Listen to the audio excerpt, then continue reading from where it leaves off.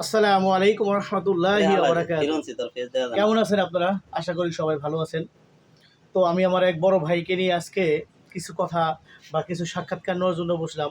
আমার এই বড় ভাই মোটামুটি মানুষের অনেকে উপকার করছে, কিন্তু মানুষ সেই উপকারের প্রতিদান দেয় নাই দেখে ভাইয়ের আজকে অবস্থা বেশি ভালো না।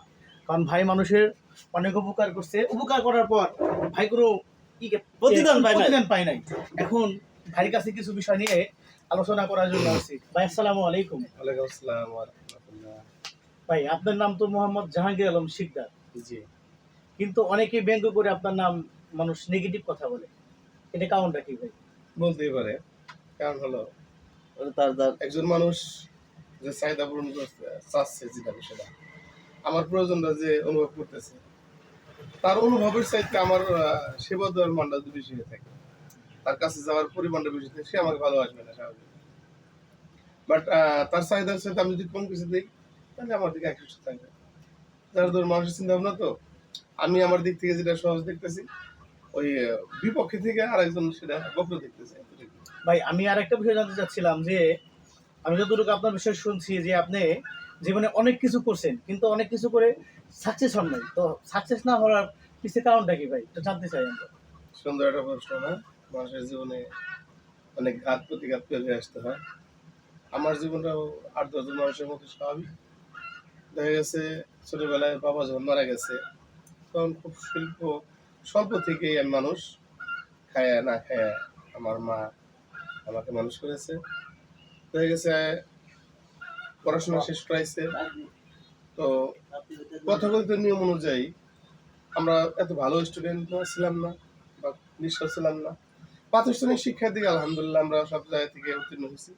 কিন্তু বিভিন্ন দিকে যে চাকরির বিষয়ে, ভালো একটা প্রতিষ্ঠানে জয়েনের বিষয়ে আমাদের একজনে নিয়ে নিবে বা বিশ্বস্ত সহকারে আমাকে কেউ কোথাও বসাবে বা একটু হেল্প করবে, এরকম কোনো লোক নাই। আমাদের টোটাল ফ্যামিলিতে দেখা গেছে আমাদের কোনো সরকারি চাকরিজীবী নাই, ভালো উন্নত মানের কোনো যে কোম্পানিগুলো আছে সেখানে কোনো লোকজন নাই।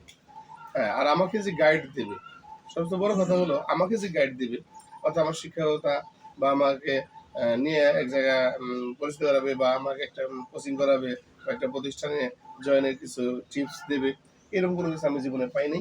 না পাওয়ার কারণেই শুধু পড়াশোনা করা লাগছে। আর এই পড়াশোনা করতে যায় দেখা গেছে আমার ফ্যামিলি হয়েছে, বাল বাচ্চা হয়েছে, ভাই আপনি ওদিকে তাকায় কথা বলেন, আমি তো আপনার এটা বাল বাচ্চা সাক্ষাৎকার নিচ্ছি। বাল বাচ্চা হয়েছে, একটা পর্যায়ে তাদের ভরণ পোষণ করা লাগছে, তাদের পড়াশোনা বা আমার ফ্যামিলির চাহিদা পূরণ করতে যে আমার বিভিন্ন কাজ করতে হচ্ছে। অটো চালান থেকে শুরু করে সিএনজি চালান, ট্রাক, তারপরে দেখা গেছে আমি ছোট একটা ওষুধের ব্যবসা করি, ফার্মেসি। আর সর্বোপরি কথা হলো আমি বর্তমানে মানিকগঞ্জ জজকোর্টে বার কাউন্সিলের আওতাধীন শিক্ষানবিশ হিসেবে, ওখানে উকিল হিসেবে ওখানে আতা মজরুল আলম খান লদি সাহেবের সাথে প্র্যাকটিস করতেছি। এটা মনে করেন পেটে ভাতের মতোই বলা যেতে পারে।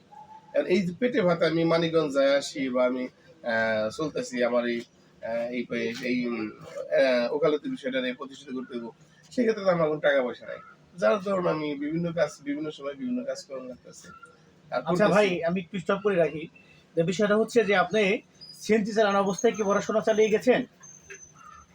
সুন্দর একটা বিষয়। শুধু সিএনজি চালানো অবস্থা না, আমি যখন সিএনজির আগে অটো চালাইছি, লাউতা মানিকগঞ্জ লাউতা থেকে মানিকগঞ্জ বেউথা পর্যন্ত, ওখান থেকে আমি মাস্টার্স কমপ্লিট করছি এবং ওখান থেকে ওকালতি হিসেবে অ্যাডভোকেট হিসেবে নুরুল ইসলাম ল কলেজ, এখানে আমি অ্যাডমিশন নিছি এবং এই গত বছর আমি এখান থেকে উত্তীর্ণ হয়েছি। মানে বিষয়টা হইতেছে যে আপনি কর্ম অবস্থায় পড়াশোনা করেছেন এবং এলএলবি পাশ করেছেন, এখন জি, জি। মানিকগঞ্জ কোর্টে যুক্ত হয়েছেন, তাই তো? জি, জি। যুক্ত বলতে হলো বার কাউন্সিলের আওতাধীন শিক্ষানবিশ হিসেবে একজন বিজ্ঞ উকিলের সাথে সহযোগী হিসেবে রয়েছে আর কি। মানে এখন কি চিন্তা ভাবনা কি, জীবনে যা করছেন সব কি ভুল করছেন, না কিছুটা এখান থেকে কিছু পাইছেন?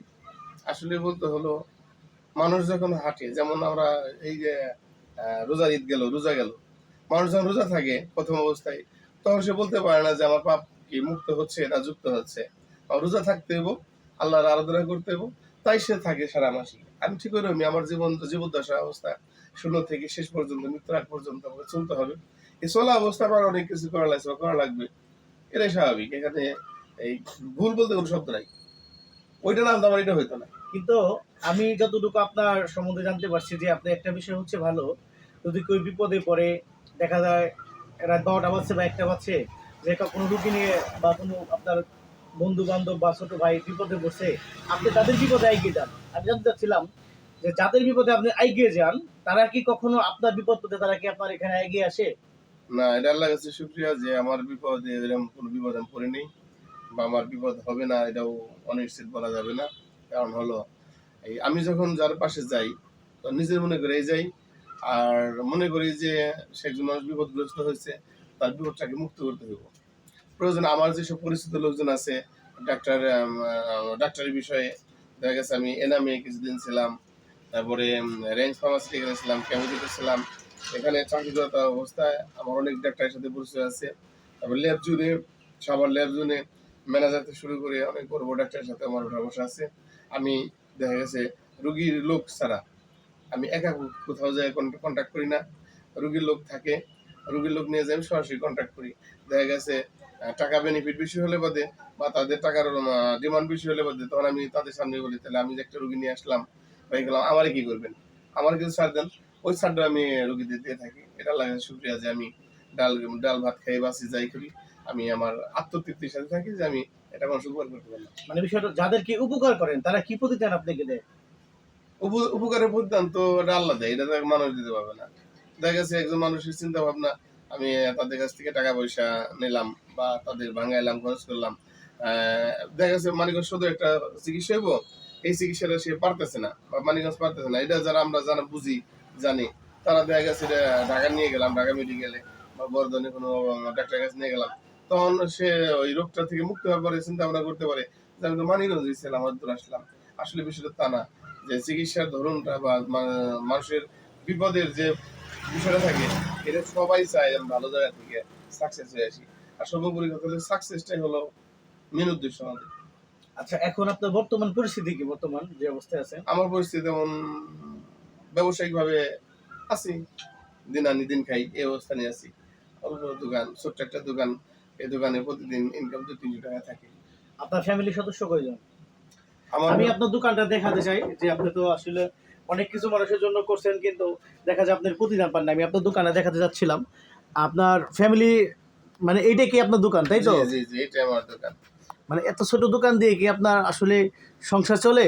আসলে বর্তমান যে অবস্থা তাতে চলে না, তো আল্লাহ চালায় তাই চলে। তো স্বাভাবিক অবস্থায় আছি, আল্লাহর কাছে শুকরিয়া যে ভালো আছি। কারণ হলো দেখেন, আমি গত সপ্তাহে মুন্ডু মেডিকেলে গেছি, যাওয়ার পরে আমার একটা রোগী সেখানে অ্যাডমিশন নিছে।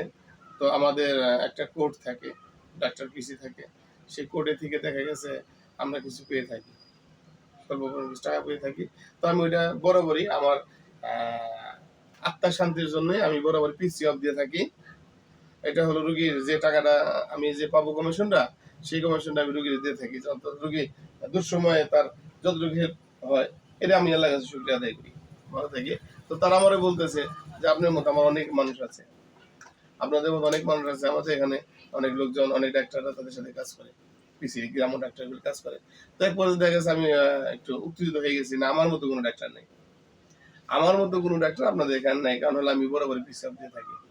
আমি একটা কাজ আপনারা রুলসে করতে পারতেছেন না, ওটাকে ডিপলি করা লাগতেছে, বারে বারে করা লাগতেছে, এইসব বিষয়ে। তাছাড়া বিভিন্ন জায়গায় বিভিন্ন খাতে থাকে মানুষজন, এটা তো বর্তমান জামানা, অনেকেই বুঝে, কেউ বলে না, কেউ বলে না, কেউ বলে। আর যে বলে তারও ভয় থাকে যে আমি একটা সত্য কথা বললাম। আচ্ছা, আমি থামিয়ে দিচ্ছি, লং যাচ্ছে। আমি জানতে চাচ্ছিলাম যে আপনার বর্তমান ফ্যামিলি মেম্বার কয়জন? ও আচ্ছা, আমার বর্তমান ফ্যামিলি মেম্বার হচ্ছে আমরা 5 জন। আমার মা, আমি, আমার 2টা বাচ্চা, ছেলে বাচ্চা, আর আমার ওয়াইফ। আচ্ছা, এই দোকান থেকে কি আপনার সংসারটা চলে? না, আসলে দোকান থেকে এবার সংসার চলে না। আমার ছোট্ট একটু কৃষিকাজ আছে, বাড়ি ছাগল আছে, বাড়ি গরু আছে। দেখা গেছে কৃষিকাজগুলি বলতে আমার নিজস্ব কোনো জমি নাই।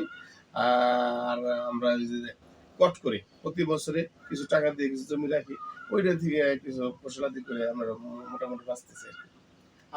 আচ্ছা ভাই, এত রিসেন্টলি আমাদের রোজার ঈদটা গেল, তো রোজার ঈদটা আপনার কেমন কাটলো? আলহামদুলিল্লাহ অনেক ভালো কাটছে, অনেক আপনার সুন্দর করছি। ফ্যামিলি কি সবাইকে মার্কেট করে দিয়েছেন? মার্কেট বলতে হলো আমার মাকে একটা কাপড় আমি বাকি করে নিয়ে দিয়েছি একটা দোকান থেকে আমার বাজারে, আমাদের এক সিনিয়র বড় ভাই মামুন ভাই, ওনার কাছ থেকে 800 টাকা দিয়ে একটা কাপড় বাকি নিয়েছিলাম।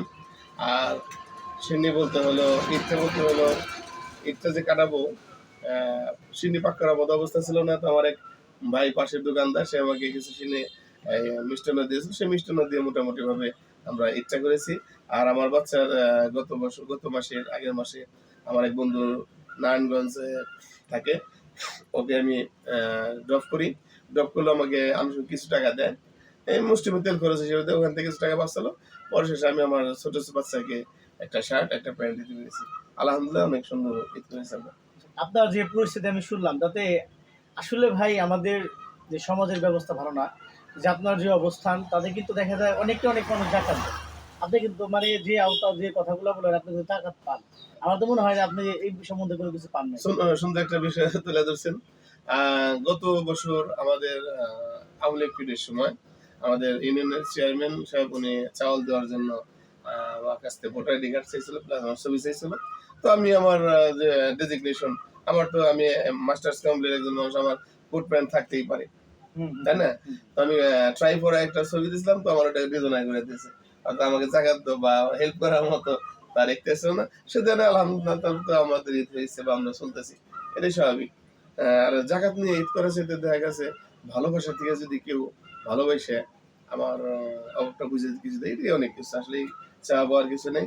ওভার সাইজে দেখা গেছে আমার অভ্যাসটা খারাপ হয়ে যেতে পারে। দেখেন একটা বিষয় ভাই, চেয়ারম্যান তাকে কি দিল, একটা কার্ড দিল যে কিছু চাল টাল দিতে পারে এর জন্য। তো ভাই তো নর্মালি কোর্টে জব করে বা ওই পড়াশোনা করে, ভালো সিস্টেম, এই জন্য ভাই দেখা যায় কোট প্যান্ট থাকতেই পারে। এখন পোশাকের বিবেচনা করে ভাইকে তো এটা দেওয়া হয় না, এটা ন্যাক্কারজনক, এই কাজটা ভালো হয় নাই। যাক ভাই, আপনার সাথে কথা বললাম, বিষয় হতেছে আমি আপনার জন্য দোয়া করি যে জীবনে যা করছেন, যা হয়েছে একটা কিছু আপনার প্রাপ্তি, যেটা বুঝলাম আপনার কথা শুনে, আপনি এলএলবিটা পাশ করেছেন। এখন জি, জি। বাকিটা যদি আল্লাহর ইচ্ছা, যদি আপনার এখান থেকে আল্লাহ আপনার মুখের দিকে তাকায় দেখা যায় ভালো উকিলতি করতে পারেন, তাহলে আপনার জীবনটা আশা করি সাকসেস হবে। এটাই আল্লাহর শুকরিয়া যে আমি যদি যে রাস্তায় যাচ্ছি বা যে রাস্তায় পরিশ্রম করার চেষ্টা করতেছি, আল্লাহ যেন আমাকে সাকসেস করে বা আমি প্রতিষ্ঠিত হতে পারি। এতটুকুই হলে হয়তো মানুষের মতো, আমার মতো দুঃখী মানুষ বা গরিব মানুষকে হেল্প করতে পারলে বাদে আমি খুব আত্মতৃপ্তি পাবো। তো ধন্যবাদ। আমি ঠিক আছে। আসলে ভাই অনেক কথাই থাকে, আমার ভাইয়ের মতো অনেকেই এরকম আছেন। আমি আসলে ছোট মানুষ, আমি অতটা বুঝি না। তো ভাইয়ের কষ্ট দেখে বা ভাইয়ের অনেক বিষয় আমি জানি, বা এই জন্য অনেকে ভাইকে নিয়ে নেগেটিভ কথা বলে যে ও এটা করে ওটা করে। এই জন্য যে আপনাদের সামনে ভাইকে কিছু নিয়ে কিছু কথা বলা, যে ভাইকে যারা চিনেন বা যারা ভাইকে নিয়ে নেগেটিভ কথা বলেন, তাদের জন্য এটা করা হলো যে আপনারা দেখেন যে ভাইয়ের জীবনে অনেক উপকার করছে বা অনেক কষ্ট করছে। কষ্ট করে ভাই কি করছে, তাই না? যে দেখা যায় একটা মানুষ দিন ভরে কাজ করে কেন, খেতে কাজ করে টাকা উপার্জনের জন্য। ভাই ওই রকম দেখা যায় এইটা করছে ওটা করছে, গাড়ি চালাইছে, এটা করছে কেন, যে ভাইয়ের সংসার চালানোর জন্য, ভাই পড়াশোনা চালানোর জন্য। আলহামদুলিল্লাহ ভাই এখন পড়াশোনা শেষ করছে। এই জন্য আমরা কারো সম্বন্ধে পুরাপুরি না জেনে কাউকে নেগেটিভ কমেন্ট করবো না, কারণ নেগেটিভ কমেন্ট করা ভালো না। আশা করি আপনারা সবাই ভালো থাকবেন। আসসালামু আলাইকুম ওয়া রাহমাতুল্লাহি ওয়া বারাকাতুহু।